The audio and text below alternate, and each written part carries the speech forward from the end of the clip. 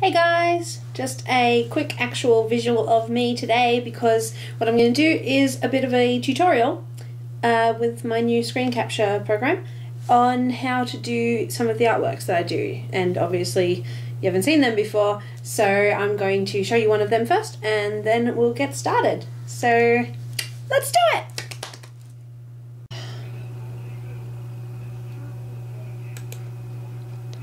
Alright, so I use Adobe Photoshop as my program, but whatever digital artwork program you use is great. Here's some of my artworks.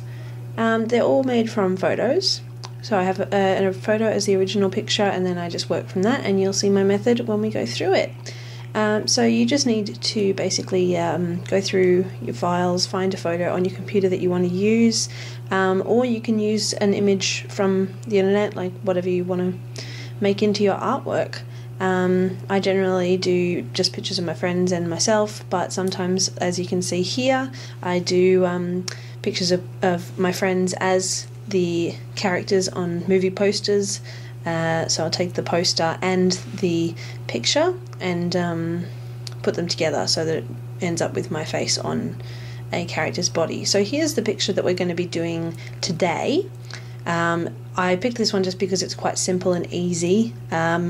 One hand, most of a face, not much complicated stuff in the image. Sometimes I do some that are far more complicated, sometimes I do some that are simple. So as you can see here, you need to have layers enabled to work the way that I do, and we work a lot in layers when doing this. So you'll have that picture as the background image. You can now add new layers. So the first layer, I'm calling it white, and that's going to be the first layer. The next one I'm calling black details, which is the one we're going to be working on, so make sure that you keep that one as active by selecting it. But first you select the white one and fill the whole thing with white. So you just got a pure white layer. That'll help us to be able to check the progress of our work. So select the black details layer, and then you're going to zoom into the area that you want to start on first, basically. So generally when I'm working, I start with the eyes first, so then I can really get into it because they're just so awesome to work with. God, my eyes look a bit gross close up. So basically you just get a basic selecting tool, one that just allows you to click, click, click, click along a line, making a shape that you want to make. So make sure that you've got the select tool like that. Basically what we're going to be doing is going around all the areas that will be black lines.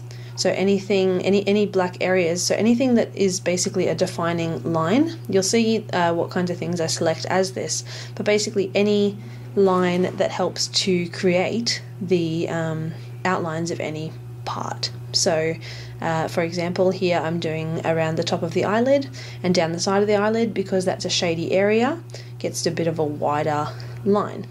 Now I'm doing another line, so that one's finished. I'm starting a new line, and the only reason it's able to add on without cancelling the previous image is that I have the option selected that adds to the previous selection.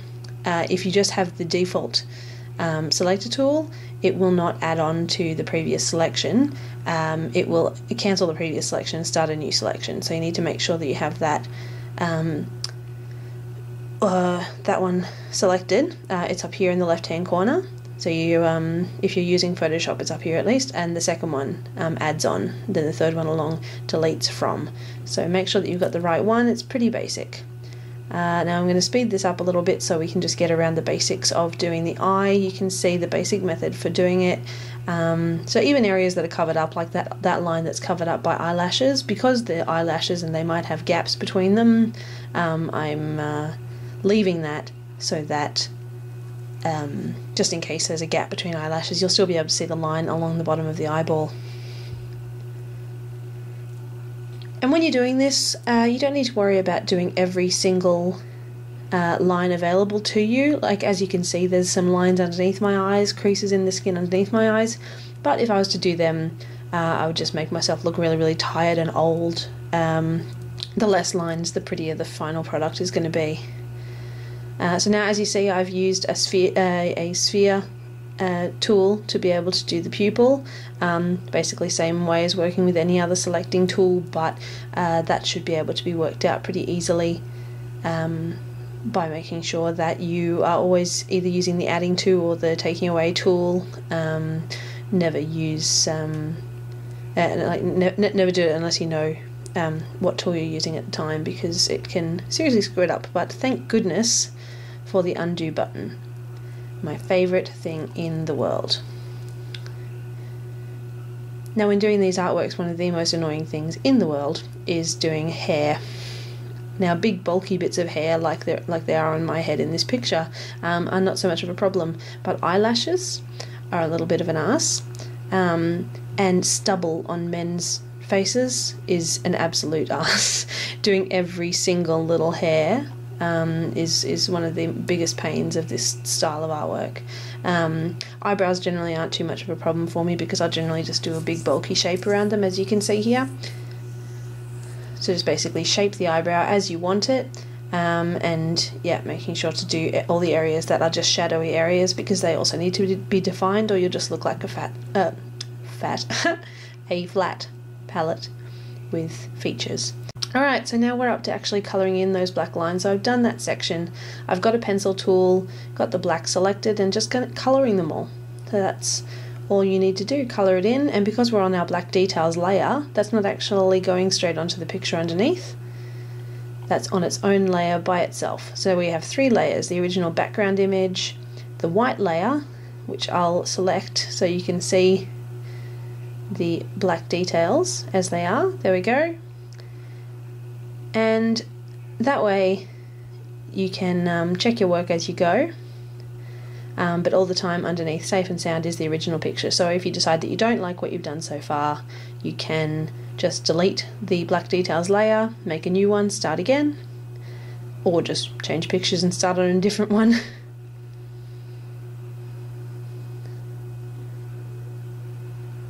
What you need to go into doing this in preparation of is the fact that it is a long process.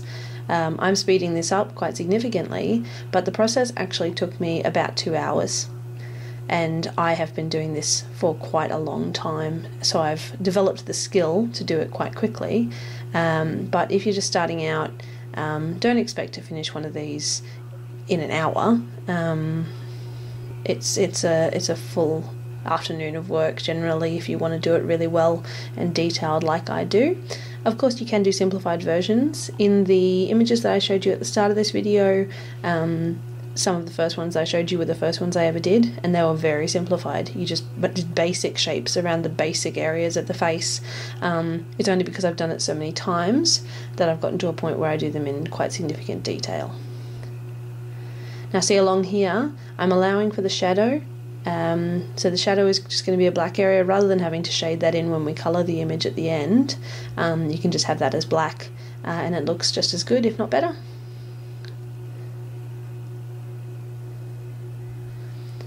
And as I said with the face, also with hands, don't add too many creases or you'll look like you have old person hands. Realistically, the wrinkles really need to be minimal. So the creases on your knuckles, just do the necessary ones, and it'll still look fantastic, and it'll also make your hands look really nice and young if you keep it pretty simple.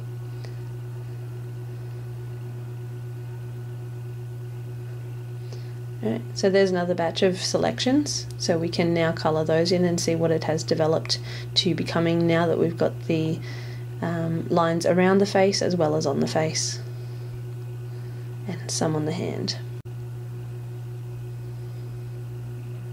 Because I'm working in quite a large file size, I'm actually using a pencil tool that turns out to be quite small in comparison to the image. If you work with a smaller file in the first place, it can be a lot easier to colour in large sections when they're selected. You just get one that's even bigger than the picture itself, even, because then it just takes one click to colour in all the selected areas. But unfortunately, because this image is so large, I can get really good detail, but it takes a bit more effort to colour in all the sections because I've got to actually move over them rather than just covering the entire image in a pencil tool.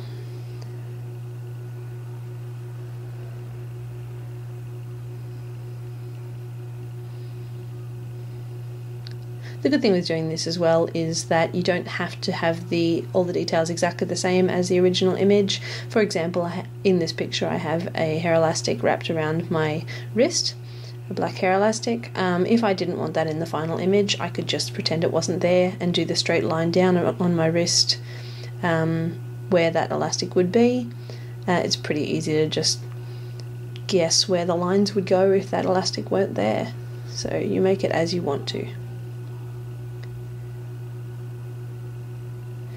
You can also alter clothing. You can also alter the colour of clothing when we get to colouring. You can do anything to turn it into anything. The picture itself is not the rule, it's just the guide. So you can turn your artwork into anything that you want from this.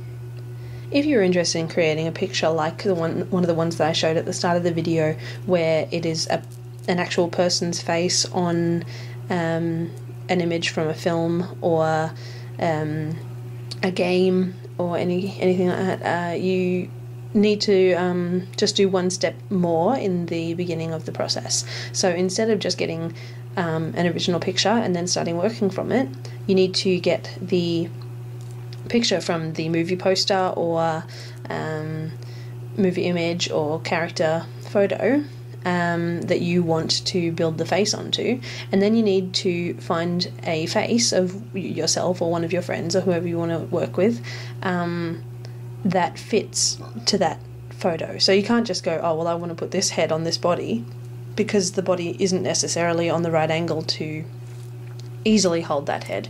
So you need to consider all these things when you are doing it.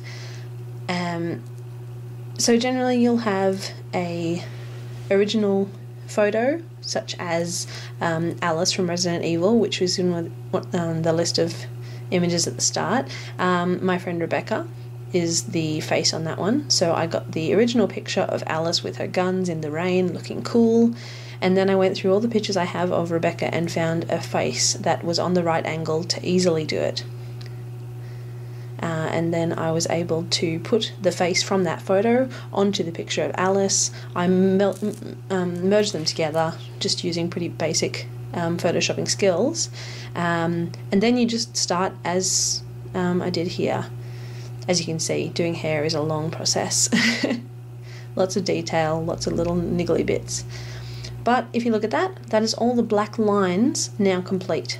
So now it's just ready for colouring.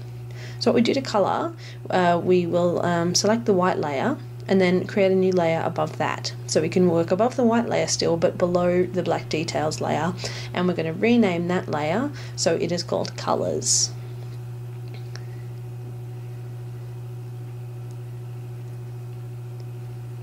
Alright, so now you can see, if we take away the white layer, you've got the original picture below, and now we're going to work putting colours above. So to do that, because it's beneath the black details layer, you can select along the centre of one of the black details, and I'll show you this with this hair elastic by making it grey. So I'm selecting just down the centre of the black line that's around the area. If you want to make it a little smoother, or if you're worried that you'll get out of the lines, just zoom in closer. Make it nice and big. That's one of the good things about Photoshop, is that you can zoom in really, really, really close without any problem. So just selecting within the edges of the black sections that we've just created, so that when we colour in this section this selection that we're making, the edges of it won't be visible because they'll be underneath. So I'm going to make this elastic a dark grey. So I'll get a pencil tool, colour it in, nice and smooth, take away the selection. I can see that I've missed a couple of little bits. So I'll just get a small tool and just touch those up. So that just happens if you get the selection tool and cut a little bit inside the edge of the black border. But other than that, there we go, that elastic is now coloured, so as you can see. So on the colour layer there's now just the grey of the elastic beneath the layer of the black details. Alright, so let's do this beer bottle label. or should I say cider bottle.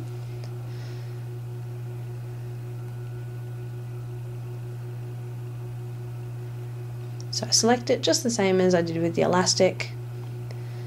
Make the barcode nice and white. You can add a little bit of highlighting with different tones of the same colour, make it a little more like it's rounded. Now when we're in this mode, it's difficult to see where the cursor is, but it's just making its way up the hairline at the moment so that we can select the hair.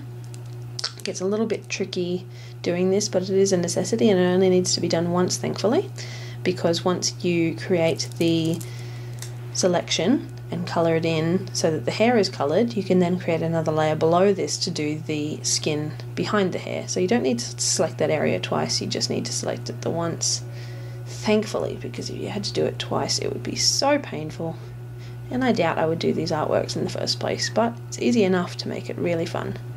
So we're just doing a bit of a highlight because hair is pretty and I like having multiple tones in it, so we'll just pick a slightly lighter colour and just adds a bit more definition. So you see now on the colour layer we have just the colours. You can experiment with different tones of the colour until you get exactly the one that you want.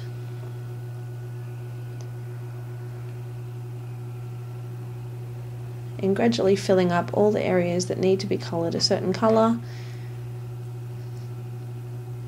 And of course this could be done with more detail as well, so if you did want to add more detail in the colouring, you can add detail so that it looks like there's liquid in the bottle. You can add a label to the bottle. This specific bottle didn't have a label on this side, it just had a stick-on detail on the other side. So I didn't do that on this one, but you can absolutely add any detail that you want to your own images with your own faces of your friends and yourself. So since the coat that I'm wearing is pretty basic, not very detailed, nothing too special, I'm just doing one blank bit of colour.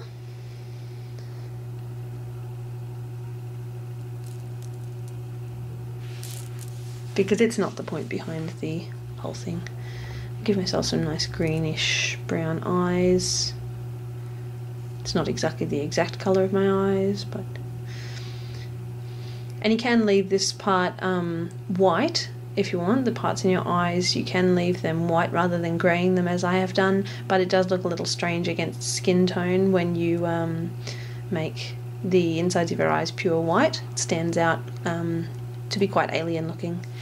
Alright, so you add a skin tone, then you can just shade it, the basic areas that would be dark, like around the eyes, around the hairline, around the nose and mouth, in between the fingers, on the underside of the hand, and on the neckline, anywhere that the sun is not shining as such, anywhere that might be shaded normally. So just use your common sense there. So now you can see the colours are finished and we can add a background. So put a new layer in for that and build a background behind.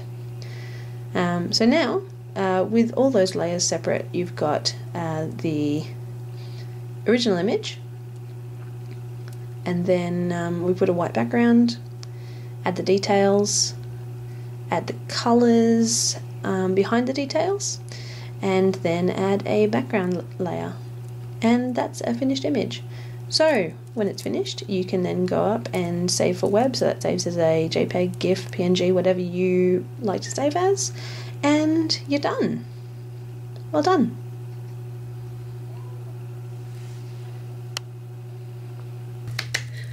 Yay, wasn't that fun? I hope that was really informative, and if you do any artworks like mine, I'd love to see them. So you should totally do that and stuff. Anyway, that's all from me today. Hope you enjoyed my tutorial. Bye!